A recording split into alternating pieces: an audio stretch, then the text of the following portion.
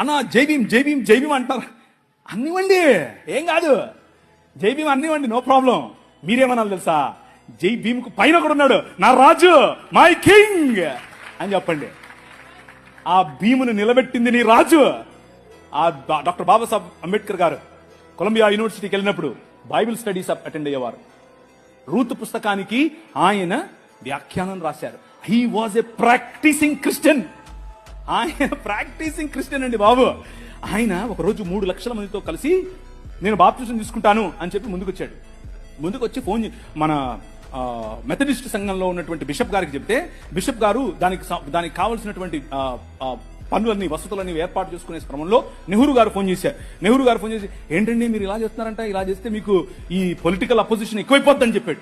చెప్పైతే మనోళ్ళు మాకొద్దండి, మీరు political conversion అంట మాకొద్దు అని చెప్పి